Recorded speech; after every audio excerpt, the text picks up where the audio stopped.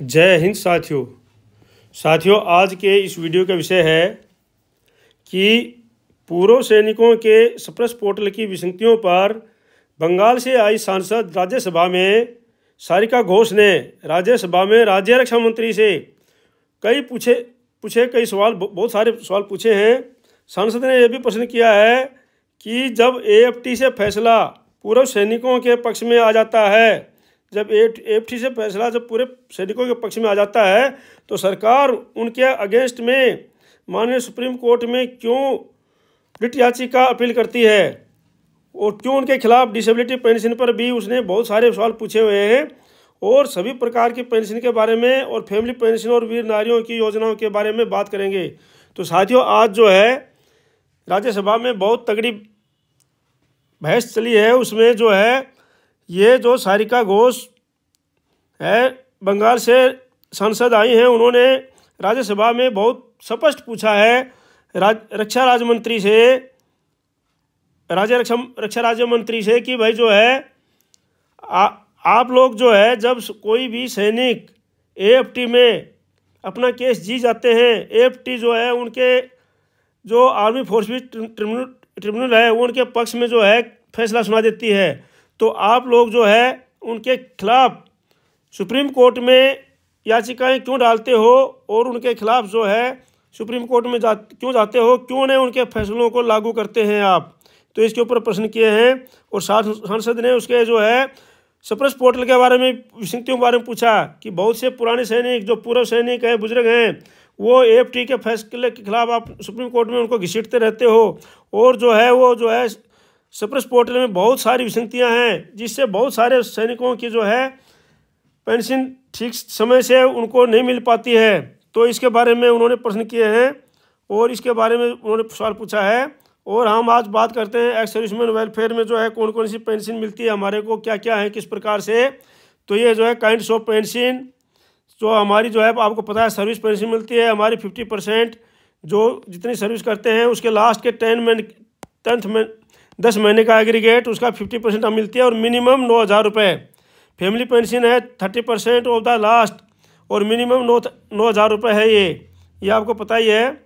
और special family pension मिलती है grant of uniform rate of 60%, reckonable emolument last drawn of the death के उसके तहत इंडिविजुअल का एट्रीब्यूटेड और एग्रीवेटेड, चाहे कैसे भी हो, एट्रीब्यूटेड हो चाहे एग्रीवेटेड हो बाय मिलिट्री सर्विस, तो उसको जो है 60% जो है मिलती है।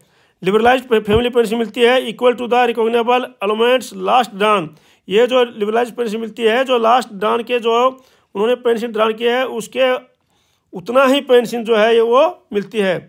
Disability pension granted in valid out case due to disability attribute और एग्रीवेटेड बाय मिलिट्री सर्विस के दौरान जो एट्रीब्यूटेड हो चाहे एग्रीगेटेड हो, इनके दौरान it consist of disability elements and service element to equal the retiring pension that is 50% of the reckonable elements of last drawn. Disability जो लास्ट ड्रान होता है उसका 50% मिलती है। Disability element would be 30% of reckonable element last drawn of the 100%, जो last drawn में जो आपने 100% है उसका 30% मिलेगा। अगर आपको 100% डिसेबिलिटी पेंशन मिली है तो 30% उसको मिलती है। For lesser percentage of disability amount of disability elements to due the proportionally no disability elements shall be payable to disability arrested less than 20% से कम जो है उसको नहीं मिलेगी। और ये जो फर्स्ट अपील सेकंड अपील दे रखी है तो इसके ऊपर जो केस किया है, देखो उन्होंने जो प्रश्न किए हैं, पहले मैं आपको प्रश्न सुना रहा हूँ कि उन्होंने क्या क्या पूछा है उसके बारे में। On claims of disability pensions by veterans and jawans, the Ministry of Defence has appealed against many cases where veterans have asked for disability pensions. The Supreme Court has repeatedly recorded its displeasure against the Ministry of Defence for litigation on disability pensions. Will the Honourable Minister kindly answer why does the Defence Ministry routinely challenge virtually all Armed Forces Tribunal or AFT judgments in favour of veterans when it comes to granting disability pensions? Thank you. तो साथियों ये था उनका प्रश्न कि भाई जब जो है डिसेबिलिटी पेंशन में बहुत सारे सैनिक जो है उसको केस को अपने जीत जाते हैं AFT में, तो जो है सुप्रीम कोर्ट में क्यों है सरकार लेके जाती है, उनको लागू क्यों नहीं करती है। तो बहुत अच्छा प्रश्न था उनका। उसके बाद साथियों आते हैं war injury pension. The rate of the war injury pension 100% disability pension of various ranks shall be equal to the reckonable elements last drawn in case of invalid out of the 60%। तो ये 60% के बराबर मिलता है। Invalid person है और reserve pension है, ये रिजर्व पेंशन जो सब मिलते हैं जो कि पहले चले जाते थे। Defence pensioners and disbursement agencies, जो एजेंसीज है हमारी, जो there are more than 26 lakh armed forces pensioners, family pensioners and approximately 55,000 मतलब 55,000 पेंशनर्स हैं आर एडिड एवरी ईयर, प्रत्येक साल बढ़ जाते हैं ये।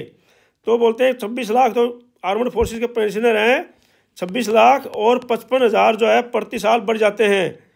तो the pensioners is distributed across the country through 21 public sector bank, private sector bank, HDFC bank, ICICI सब में जो है बोलते हैं कि जो है हमारे पूर्व सैनिकों को पेंशन मिलती है। डिफेंस पेंशन अदालत, जो डिफेंस पेंशन की अदालत हैं वो जैसे AFT है आपको पता है, उसके बाद में हाई कोर्ट सुप्रीम कोर्ट कहीं भी जा सकते हैं। पेंशन ग्रीवेंस के लिए आप खोला हुआ है, अब जो है बोलते हैं director of ex serviceman welfare receive on average around 600 से 1,000 जो है representation a month from ex serviceman की जो रिप्रेजेंटेशन करते हैं 600 से 1,000 तक।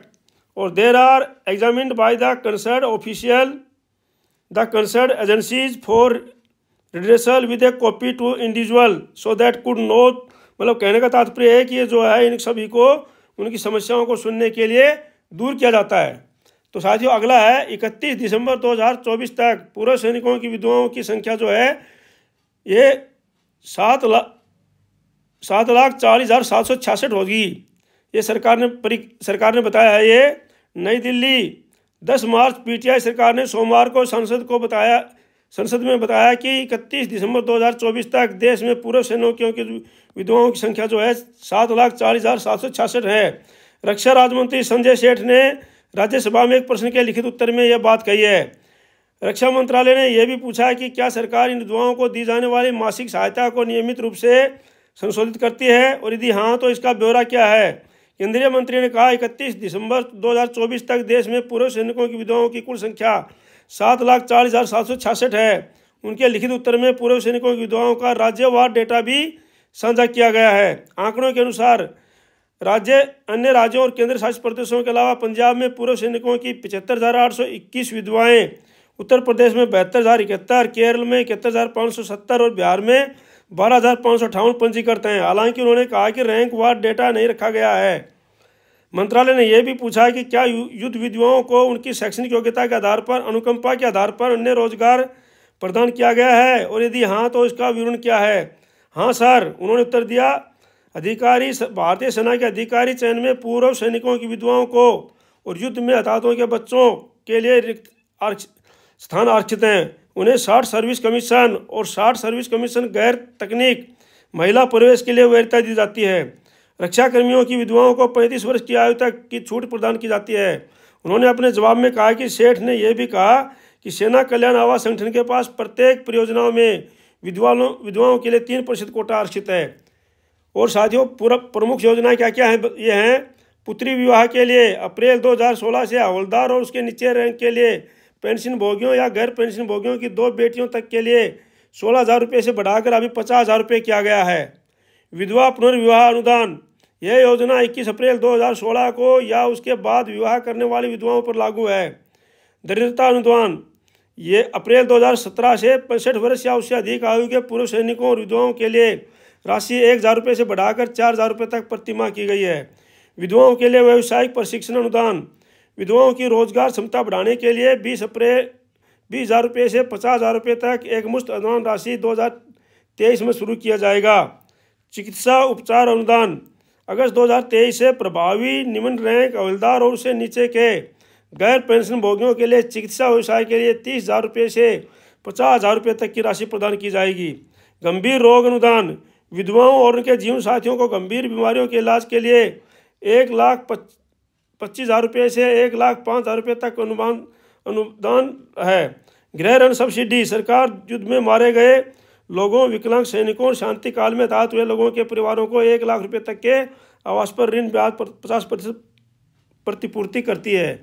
प्रधानमंत्री छात्रवृत्ति योजना, मृतक भूतपूर्व सैनिकों के परिवारों की सहायता के लिए सरकार योग्यता के आधार पर पात्र बच्चों को छात्रवृत्ति प्रदान करती है।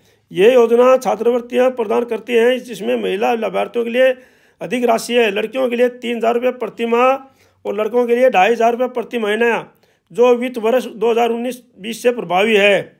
युद्ध विधवाओं के लिए रोजगार के अवसर, सरकार विभिन्न पहलों के माध्यम से पूर्व सैनिकों के आश्रितों के लिए रोजगार भी सुनिश्चित करती है। अधिकारी पद, भारतीय सेना की अधिकारी चयन प्रक्रिया में रक्षा कर्मियों की विधवाओं के लिए रिक्तियां आरक्षित हैं, जिसमें शॉर्ट सर्विस कमीशन, गैर तकनीक और प्रविष्टियों को प्राथमिकता दी जाती है। विधवाओं के लिए आयु सीमा में 35 वर्ष तक की छूट भी प्रदान की जाती है। महिला सैन्य पुलिस रक्षा कर्मियों की युद्ध विधवाएं महिला सैन्य पुलिस में नामांकन के लिए आवेदन कर सकती हैं। नागरिक सुरक्षा नौकरियां, रक्षा कर्मियों के आश्रित परिवार के सदस्यों के लिए ग्रुप सी पदों पर अनुकंपा नियुक्तियां उपलब्ध हैं। विधवाओं के लिए आवास योजनाएं, सेना कल्याण आवास संगठन अपनी सभी परियोजनाओं में विधवाओं के लिए 3% आवास कोटा आरक्षित रखता है, जिससे उन परिवारों को आवास का एक मूल्यवान अवसर मिलता है। उन्होंने राष्ट्र की सेवा में अपने कमाने वाले सदस्यों को खो दिया है। सरकार वित्तीय स्थिरता सुनिश्चित करने और व्यक्तिगत विकास के अवसर प्रदान करने के उद्देश्य से कल्याणकारी योजनाओं के व्यापक सेट माध्यम से शहीद सैनिकों के परिवारों का समर्थन करना जारी रखती है। ये उपाय सशक्त बलों द्वारा किए गए बलिदानों के लिए देश के गहरे सम्मान को दर्शाते हैं और विधवाओं के सामने आने वाली उनकी चुनौतियों का समाधान करके सरकार की गरिमा को, कल्याण को बढ़ाते हैं। तो साथियों, ये था आज के इस मुख्य वीडियो के बारे में कि भाई किस प्रकार से सरकार जो है सैनिकों को क्या क्या पेंशन देती है और किस प्रकार से आज जो है ये बहुत अच्छा प्रश्न उठाया है उसके अंदर राज्यसभा में कि भाई जो है जो सैनिक हैं वो जब केस जीत जाते हैं एफटी में, तो आप क्यों नहीं उनका फैसला लागू करते हैं, आप क्यों सुप्रीम कोर्ट में जाते हैं। तो साथियों, आज के लिए इस वीडियो में इतना ही है। अगर आप इस चैनल में नए बने तो सब्सक्राइब कर लीजिए, लाइक कर दीजिए, शेयर कर दीजिए। मिलते हैं कल किसी दूसरे वीडियो के साथ। तब तक के लिए जय हिंद, जय Bharat. Thank you for watching video. May you live long